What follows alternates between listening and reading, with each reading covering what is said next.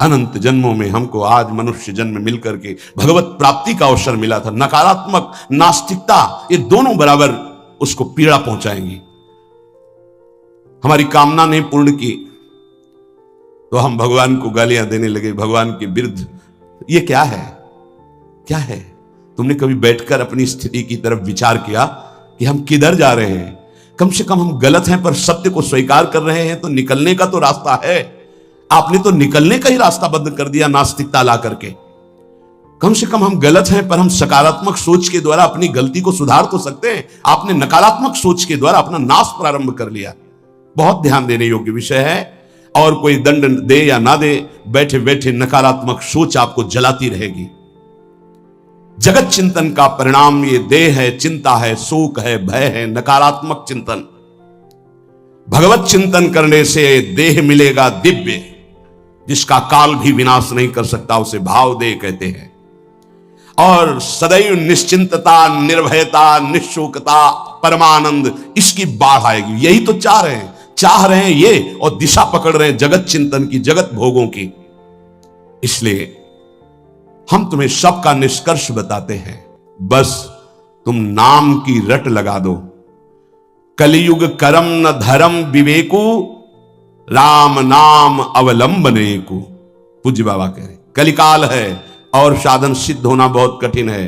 एकमात्र नाम का सहारा ले लो, निरंतर नाम जप करो। जो जितना अधिक नाम जप करेगा उसे उतनी अधिक भागवतिक शक्ति प्राप्त होगी। ध्यान दीजिए, जो जितना अधिक नाम जप करेगा उसे उतनी ही अधिक भागवतिक शक्ति प्राप्त होगी। जितनी अधिक भागवतिक शक्ति प्राप्त होगी उतने अधिक निर्विकार होते जाओगे। बहुत पॉइंट की बात है। सब कहते हैं हमें ये विकार, ये विकार, ये रोने की, घिघियाने की जरूरत नहीं है, ताकतवर बनने की जरूरत है। ताकत है भगवान नाम जप। फिर सुनो, जो जितना अधिक नाम जप करेगा उसे उतनी अधिक भागवतिक शक्ति प्राप्त होगी। जिसकी जितनी अधिक भागवतिक आध्यात्मिक शक्ति जागृत होगी उतना ही वो निर्विकार होगा। जिस व्यक्ति को गुरुदेव ने जो मंत्र, जो नाम दिया है, उस एक मंत्र, एक नाम को बहुत काल तक जप का अभ्यास बनाओ। यह बहुत कठिन बात है। कल भी शाम के कह रहे थे कि एकांत में किसी एक मंत्र पे रखना, इसकी चाल है, पकड़ी गई चाल। जब मंत्र में लगे तब पद की बात कर रहा है, पद चलाओ। जब पद में लगे तो नाम की बात कर रहा है, नाम चलाओ। जब नाम में लग गए तो कहता मंत्र चलाओ। इसकी बात मत सुनो। एक जगह पकड़ लिया, अब नाम चल पड़ा। अपने लोगों का जैसे अब नाम चल पड़ा तो पवित्र है, अपवित्र है, मंत्र में नहीं पहुंचेंगे, सीधे नाम में लगे हुए हैं। अब अचानक मंत्र चलने लगा, अब मंत्र पे पूरी एकाग्रता हो गई। पद चलने लगा तो पद पे पूरी भाग, तू कहां भागेगा, आना पड़ेगा इसी घेरे में। मंत्र चल रहा है, वो श्रद्धा कर रहा है, इस समय पद गाओ, इस समय पद में चलो। बार बार विक्षेप बिल्कुल नहीं सुनना, बार बार मंत्र। क्योंकि जब पद में जाओगे तो वहां भी नहीं टिकेगा, वो कोई प्रपंच सामने खड़ा कर देगा। इसको सुनो, इसको देखो, इसका चिंतन करो।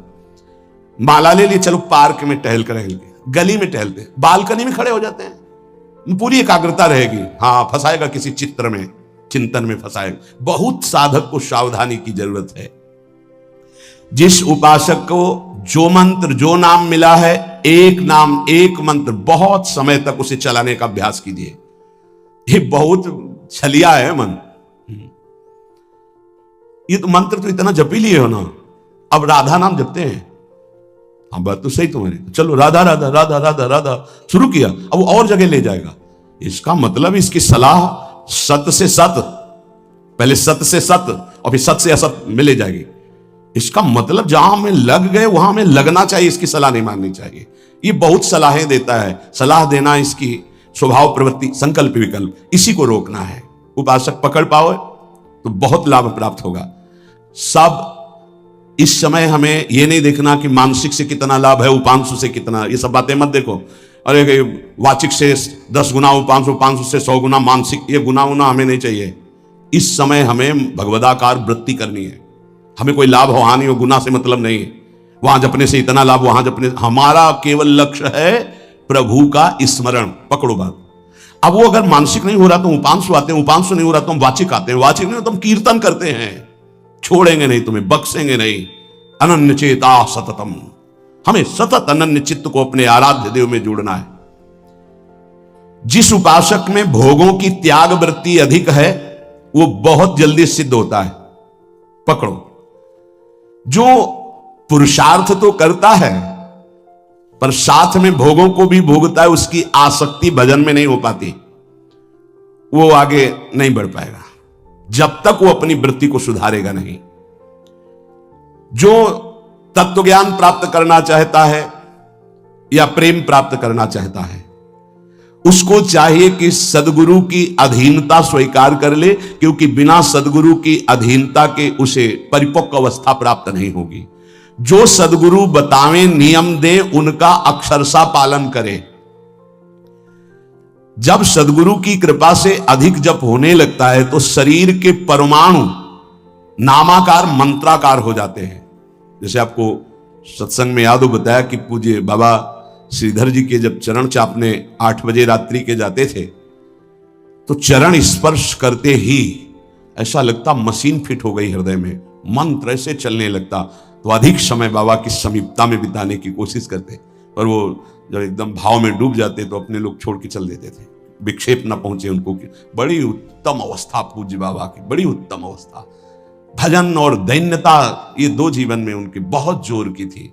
कहीं कोई किसी भी तरह का अभिमान नहीं, दैन्यता की मूर्ति। और भजन के तो इतने भूखे, ये रात दिन करने पर जो वैष्णव जाए उससे यही भिक्षा मांगते थे, राधा रानी से प्रार्थना कर दो कि थोड़ा भजन बन जाए। यहां थोड़ा भी भजन नहीं बनता और हम कहते हैं भजनानंदी, और वो भजनानंदी और वो कह रहे हैं कि थोड़ा भजन बन जाए। क्या भजन से प्रीति है उनकी।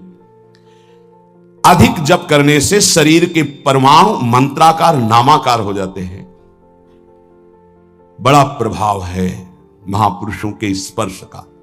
जीवन भर के लिए बात समझ में आ गई कि महापुरुषों का शरीर पांच भौतिक नहीं होता, वो दिखाई देता है भजन और लीला चिंतन के प्रभाव से दिव्य लीला में हो जाता है।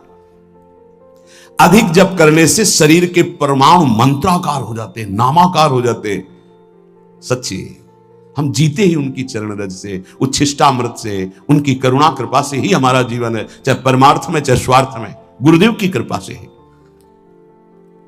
जो नाम है इसमें शुचि असुचि, पवित्रता पवित्रता, समय कुसमय, स्थान कुस्थान, इसका कोई विचार नहीं। लेकिन मंत्र में इसका विचार, मंत्र नहीं चला सकते कि शौचालय में बैठे मंत्र जप रहे हो, या आप लघु शंका करते हुए मंत्र जप रहे हो, या आप शौचालय लघु शंका से निवृत्त होकर पवित्र नहीं हुए, वही कपड़े जो शौच में वही आप नहीं, ऐसे नहीं, फिर आपकी बुद्धि विकारग्रस्त हो जाएगी। ये महापुरुषों के निर्णय है। जो नाम जप करता है, भगवान नाम कीर्तन करता है, तो उसमें निश्चित भाव जागरण होता है। पर हमारी प्रार्थना है, निवेदन है, पूज्य बाबा कह रहे, असलियत में जब तक तुम्हारे अंदर कोई भाव तुम्हें बेशुद्ध ना कर दे तब तक कोई नाटक मत करना। अरे बड़े भावुक हैं भाई, ऐसे से ऐसा रोना, चिल्लाना, बेसुरा बोलना, नाचना, गिर पड़ना, मूर्छित हो जाना, असलियत में ये सब भाव आते हैं। जब अधिक नाम जप, नाम कीर्तन, तो ये सब जागृत होता है। अगर ईमानदारी से जागृत नहीं है तो कोई इस भाव का नाटक न करे, बाबा करे, नहीं तो दम्भ रोग लग जाएगा आपके भजन में और वो आपको पतित कर देगा।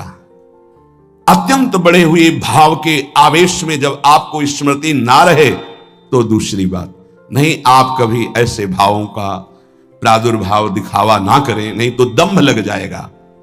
भाई मैं तुमसे बहुत एकांतिक बात कहता हूं कि एक आदमी ध्यान करे और एक आदमी नाम जप, नाम कीर्तन करे, तो थोड़े समय में तुम देख लेना कि नाम जापक और नाम कीर्तन करने वाले की आध्यात्मिक उन्नति कितनी जोर की हुई है। पूज्य बाबा साक्षात ब्रह्म हैं।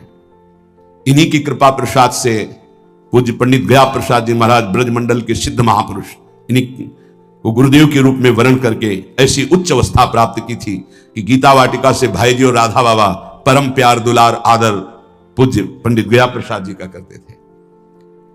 देखो कलयुग को बहुत खराब बताया गया है, पूज्य बाबा कह रहे,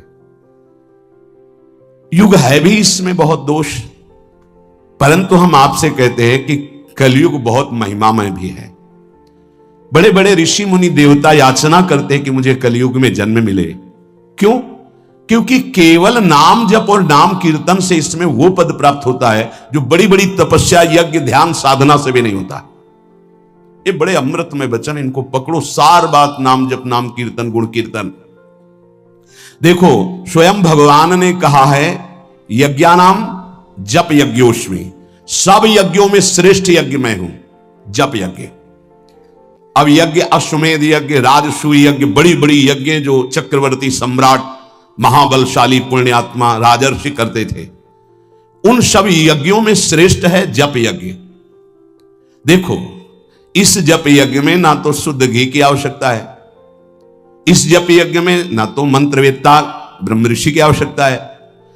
यज्ञ में बड़ी जानकारी, बड़ी व्यवस्थाएं सुव्यवस्थित करने पर ही फल मिलता था। जैसे यज्ञ करता, कोई अंग भंग नहीं होना चाहिए, किसी भी अंग में किसी भी तरह की कोई कमी नहीं होनी चाहिए। अगर एक आंख काम नहीं करती तो तुम यज्ञ में सफलता प्राप्त नहीं कर सकते, बैठ नहीं सकते, यजमान नहीं बन सकते। कोई भी रोग, कुष्ठी रोग,